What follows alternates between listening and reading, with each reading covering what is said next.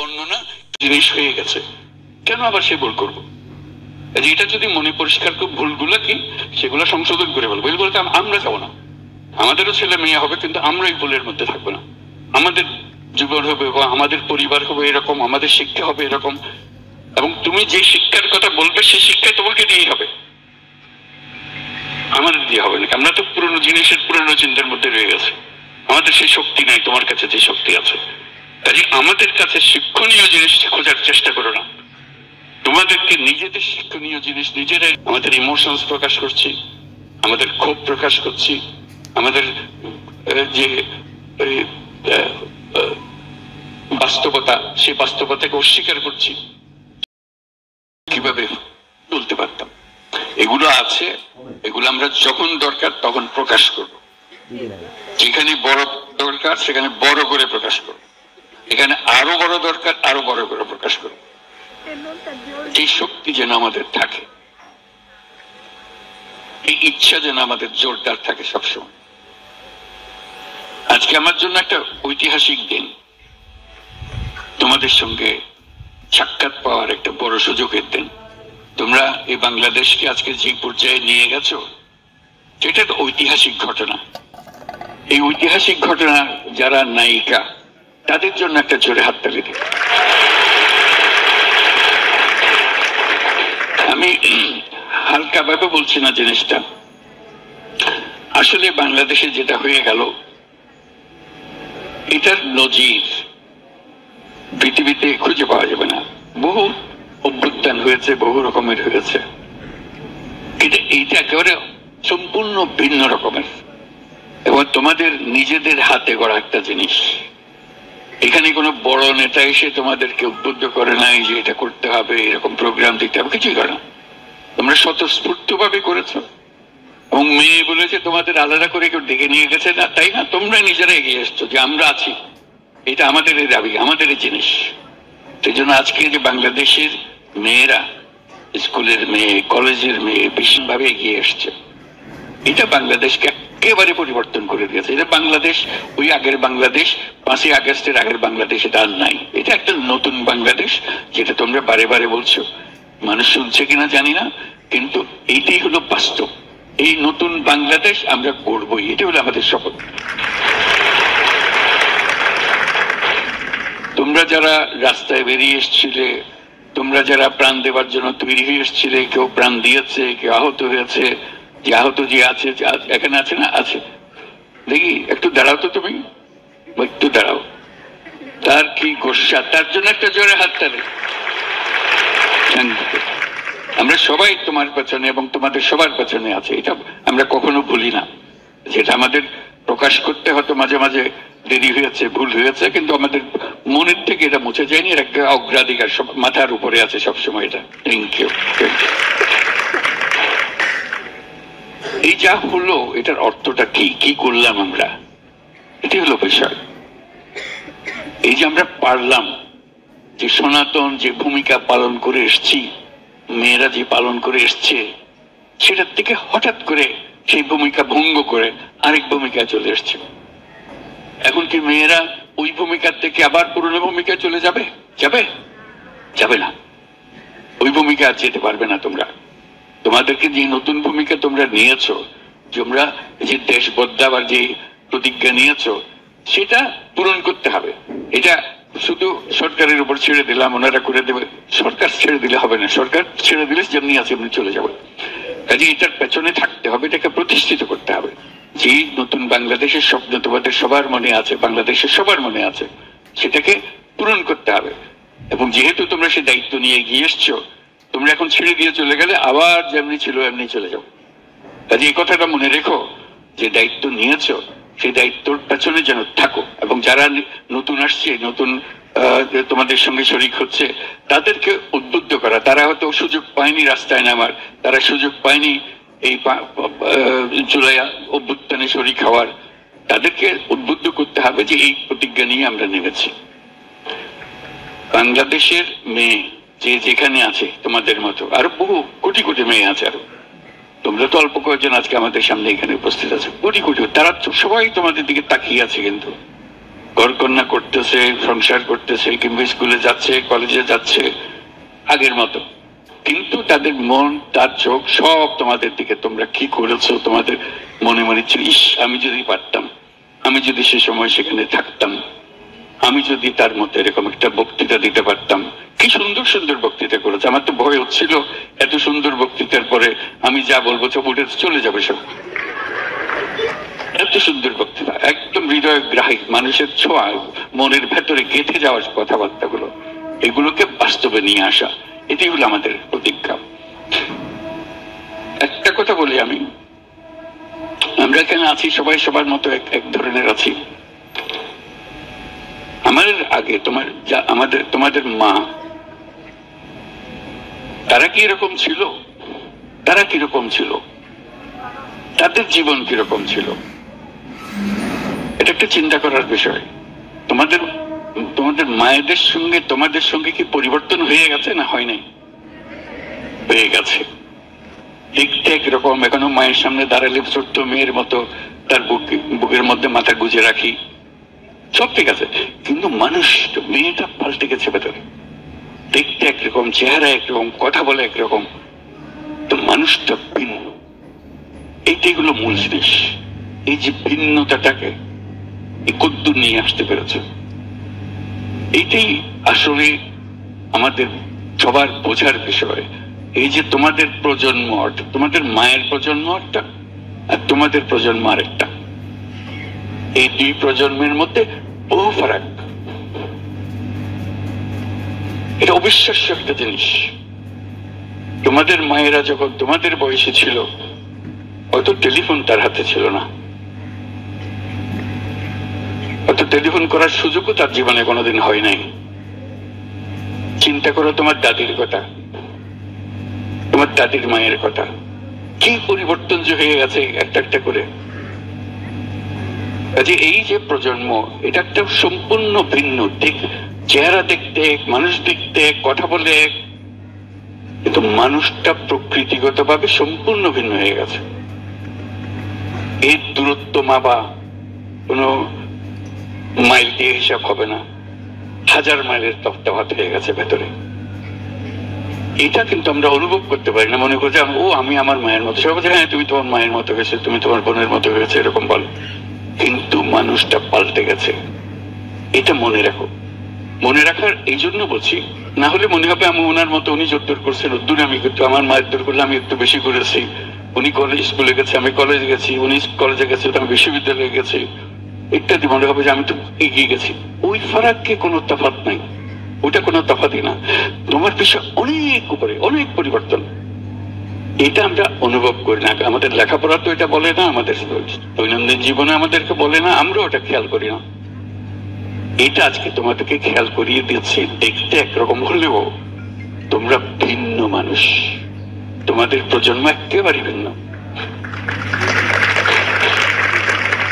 শুধু ভিন্ন বললে ছেড়ে দিলে হবে না। এটা আমি শুধু আজকে বাংলাদেশের মেয়েদের দেখে আমি কথা বলছি না, সারা দুনিয়াতে ঘটনা করছে, সারা দুনিয়াতে।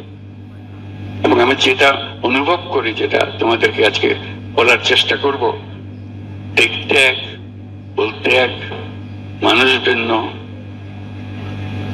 মহা শক্তিশালী এক মানুষ, যেটা এই মানুষ পৃথিবীতে আগে জন্মগ্রহণ করে নাই।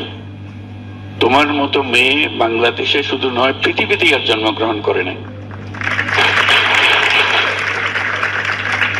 তোমার অসীম শক্তি খেয়াল করো না তোমরা। আজকে শক্তিটা দেখিয়েছো, বাংলাদেশের মেয়েরা সে শক্তিটা দেখিয়ে ফেলেছে। সেজন্য বললাম যে এটা ঐতিহাসিক একটা জিনিস, পৃথিবীর ইতিহাসের একটা জিনিস। তোমরা সেই শক্তিটা দেখিয়েছো, অন্য দেশের মেয়েরা পারে নাই এখনো।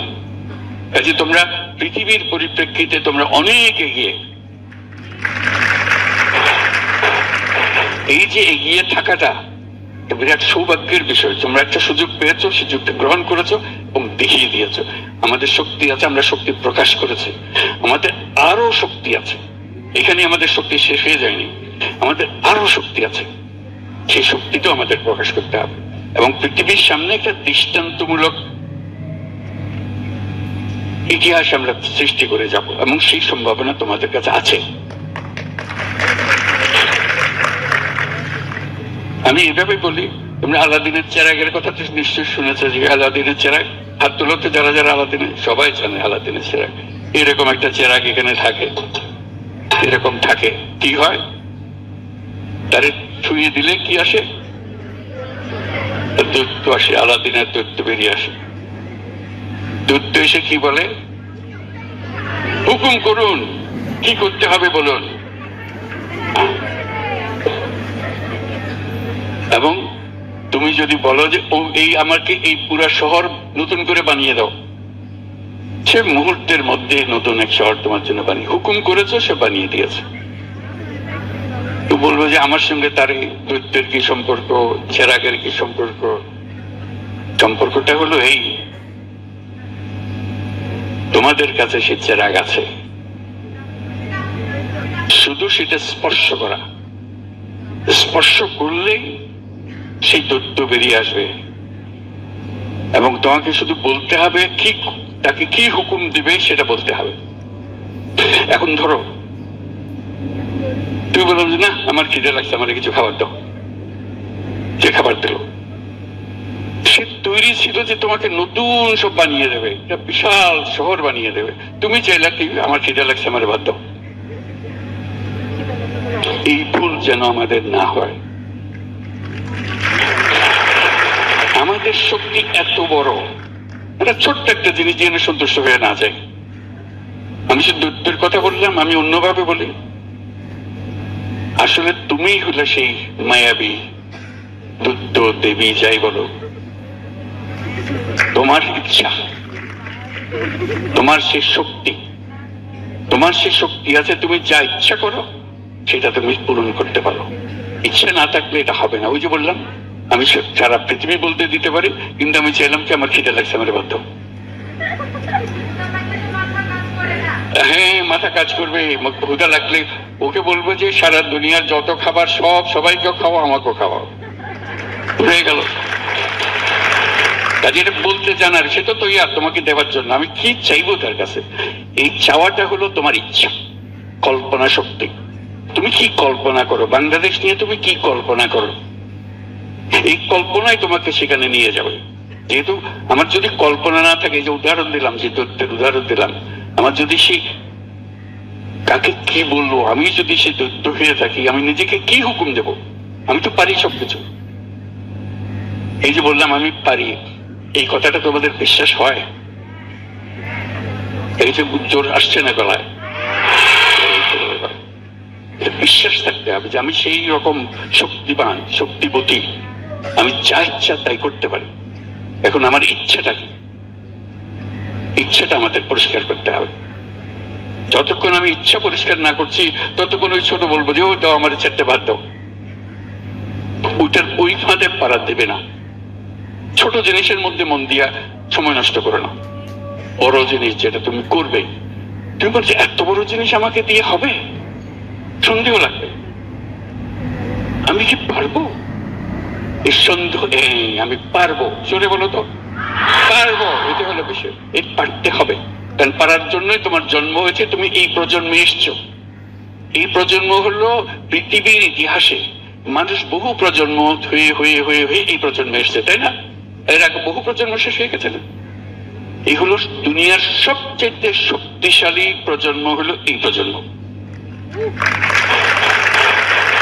তোমরা হলে সে প্রজন্ম। তোমাদের কাছে আমরা চুনুপুটি এখানে বসে আছে, মনে হচ্ছে যে আমাদের অনেক শক্তি এখানে স্টেজের উপরে বসে আছে। আসলে শক্তি হলো তোমাদের কাছে, আমাদের কাছে না। আমরা শুধু ভরমটা করছি যে আছি এখানে। শক্তি তোমাদের হাতে, কারণ তোমরা এই নতুন প্রজন্মের মানুষ। আমরা এটা বুঝিও না তোমরা কিভাবে করো, তোমরা বোঝো, তোমরা ইশারা বোঝো, আমরা সেই ইশারা বুঝি না। এটা কেন হলো? তোমাদের এই শক্তি কোথার থেকে আসলো? এটা সূত্র থাকতে হবে। তোমার মা বাবা একরকম, তোমার মধ্যে শক্তি আসলো করতে গেলে এটা সোজা জিনিস। এবং বড় একটা জিনিস এটা হলো তোমাদের হাতে যে প্রযুক্তি আছে, এই প্রযুক্তি আর কারো হাতে কোনোদিন ছিল না।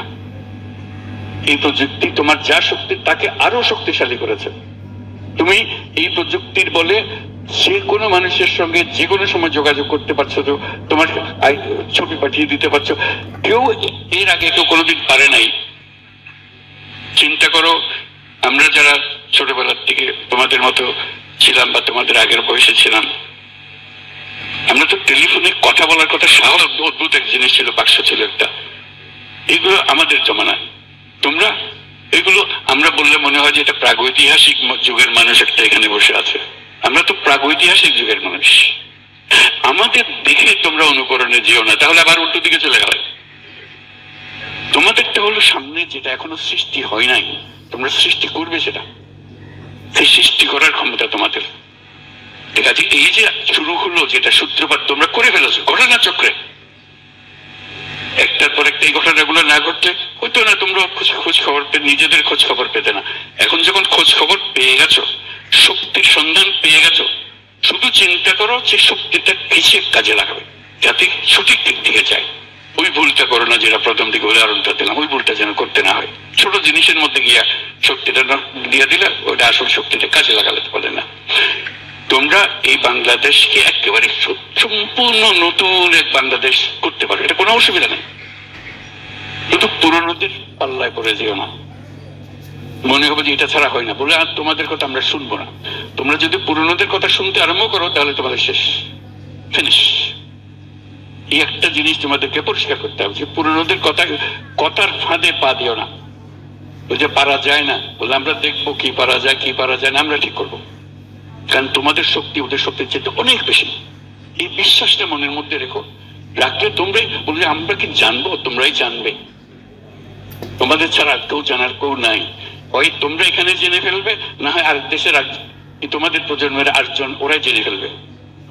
তোমরা তাদের কাছে অনুসরণ করবে, আরে তারা এটা পারলো, আমরা পারলাম না। তোমরা সেদিকে এই আত্মবিশ্বাস মনের মধ্যে আসে নাই। করতে গিয়ে এক একজনের এক জিনিস হবে, তর্ক বিতর্ক হবে, সবকিছু হবে, কিন্তু মনের মধ্যে কি গন্তব্য, কোথায় পৌঁছতে চাই, কি আমার ইচ্ছাটা